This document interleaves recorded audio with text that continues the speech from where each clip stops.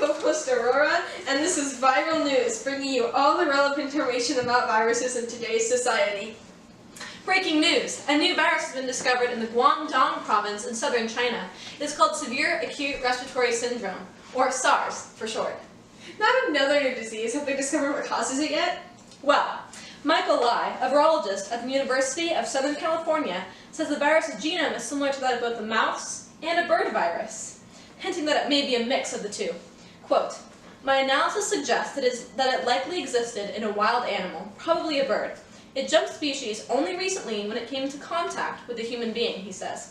In theory, SARS leapt from a wild beast to a human when it acquired the molecular keys to gain entry to our cells.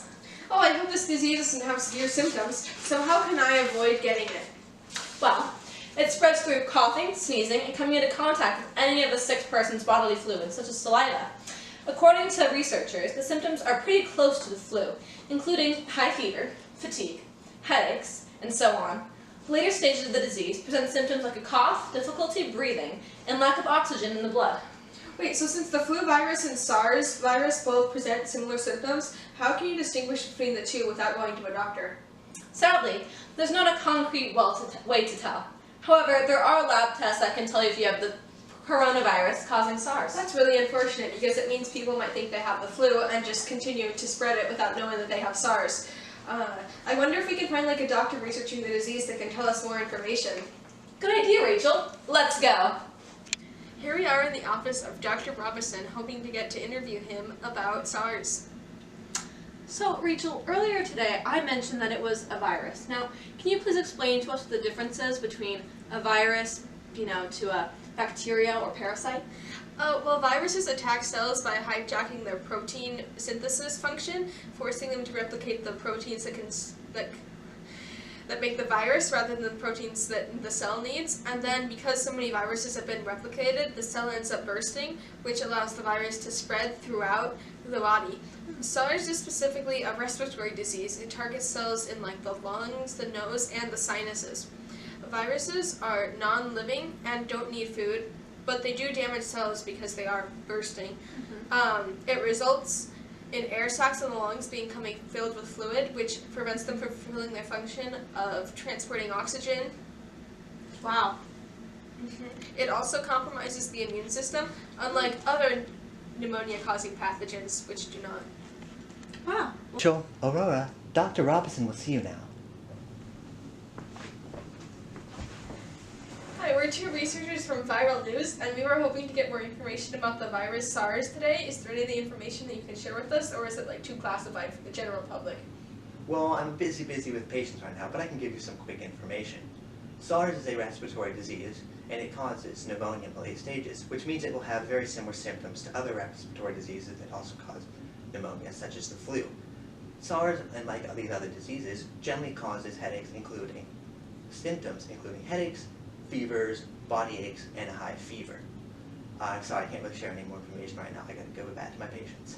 Well, I guess this disease has affected too many people. Well, thank you for your time, Dr. Robinson. Phew. Okay, that doctor totally sneezed into his hand before you shook your hand. Okay, that was so gross. I hope you don't get SARS because of him. I know. Let's hope he's more careful on his patients than healthy people. Yeah. Okay, see you at the studio tomorrow, super early like always. Oh yeah, I can't wait. Yeah, I know, right? So, you said the disease compromises the immune system? Is the immune system still able to respond? Surprisingly, there isn't a lot of info on how the immune system responds to SARS in particular. However, they do have information on how the immune system responds to coronaviruses. It activates cytotoxic T cells like it would with any other virus, and it maintains memory T and B cells to remember the disease in case it needs to respond again later.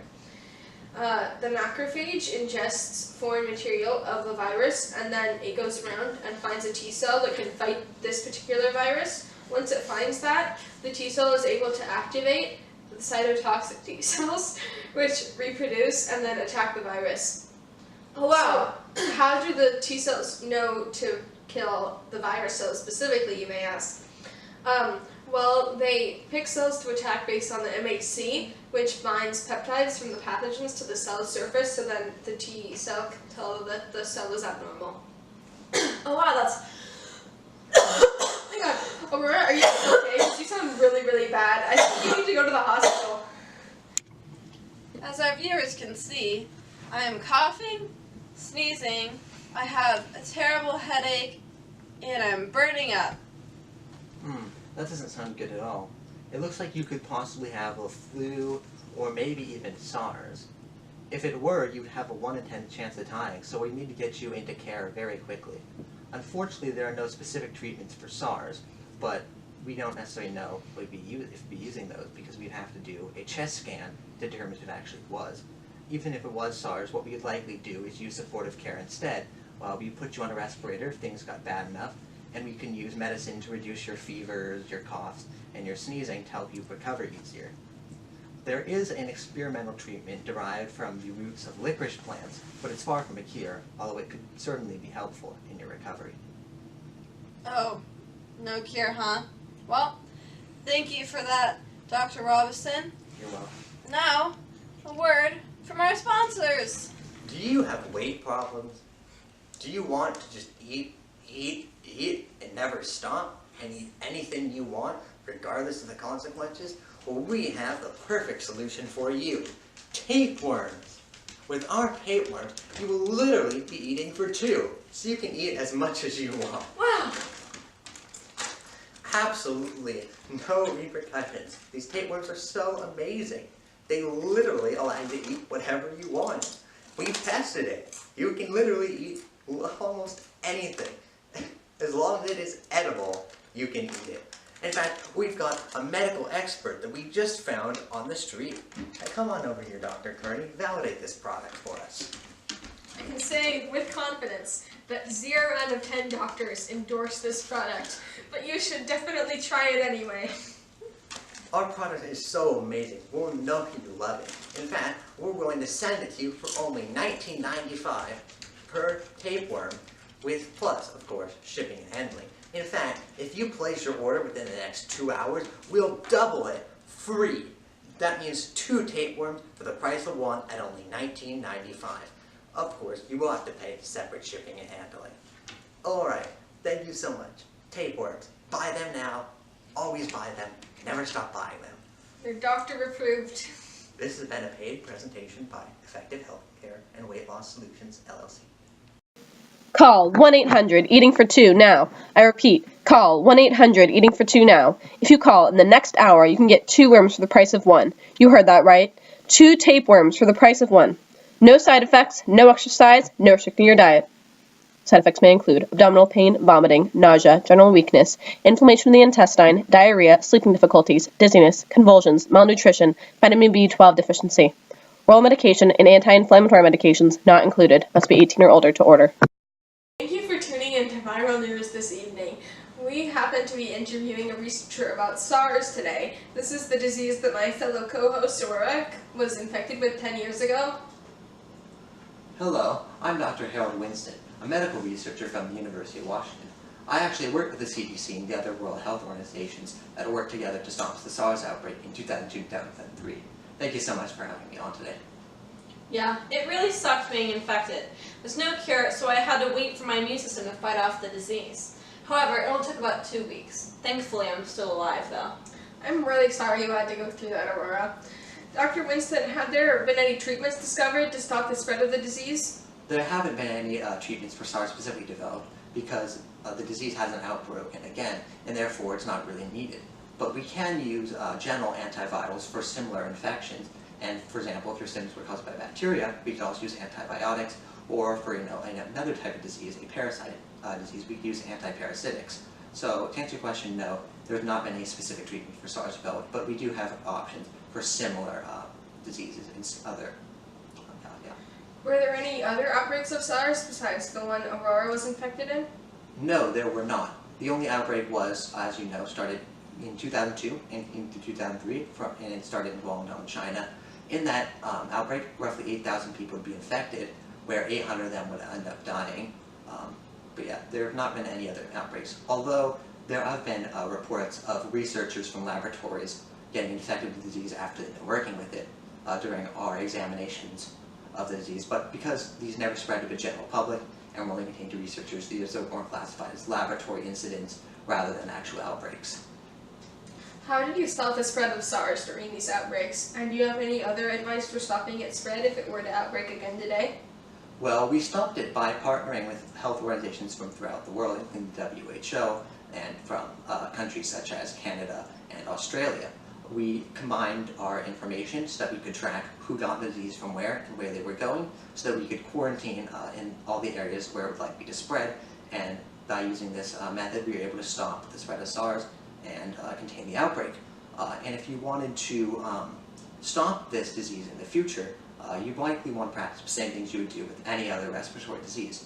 You would want to constantly wash your hands and cover your mouth and use a tissue whenever you sneeze or cough.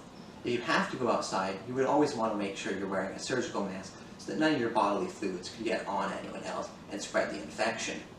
But there's not little chance of the disease coming back. However, it is extremely contagious, so it is important to make sure you follow these tips if you were to get this disease or any other similar disease. Yeah, I followed these instructions for 10 days after I stopped exhibiting symptoms, and although the disease was quarantined when it was dangerous, theoretically people could still get it today. I was told to not share silverware, towels, or bedding, and to wash them in hot water. I also had to make sure that if I touched any surfaces, such as counters and tabletops, to clean them with a household disinfectant, because as Dr. Winston just stated, anyone can get the disease just from touching infected bodily fluids. Furthermore, SARS is also unique because our modern transportation system, especially airplanes and long-distance flights, really contributed to the disease spreading into many countries as it did. This is a unique factor, and it has fortunately helped us because we now have developed better protocols for preventing disease from spreading in this manner in the future. But it was very notable because it was the first disease that brought this to our attention. But if you were, again, trying to recover and you really wanted, if you really wanted one good way to prevent this disease from spreading in the future, the best way to realistically achieve this would be simply to be more aware of disease, and that anytime you experience symptoms of any disease that you take time off work or school so you can fully recover and reduce the chance of spreading it to anyone else. The timeline of the disease of SARS started on November 16, 2002, which was around the time that Aurora contracted it while we were filming in Guangdong, China. It became more widespread in March 2003 when it spread to countries such as Canada, Vietnam, Singapore, and cities like Hong Kong. On December 31, WHO released information stating that it had received reports of SARS from 29 countries and regions globally. Worldwide, 8,096 people had been infected with SARS, and 774 people died as a result of contracting SARS. In the United States, 8 SARS infections were documented and 19 probable SARS infections were reported. Nowadays, it is highly unlikely that you will contract the disease. However, if you do, make sure that you follow the precautions that Dr. Harold Winston just stated to prevent an outbreak from occurring again. Thank you for tuning in to Viral News today. Hope to see you next time. Thank you so much for having me. There will be no sneezy water droplets, Rachel, I swear. I hope we don't get SARS. I know, I hope he's more careful on his healthy patients. Yeah, I know, right? See you. Wait, healthy patients? Patients. I hate myself. Okay, I just started the recording so that I can run awkward. That's gonna be a blooper, you know that. What? I can't do it. Yeah, fine. I gotta run awkwardly now. Sorry, I'm fine. I'm back. Bye, Rachel.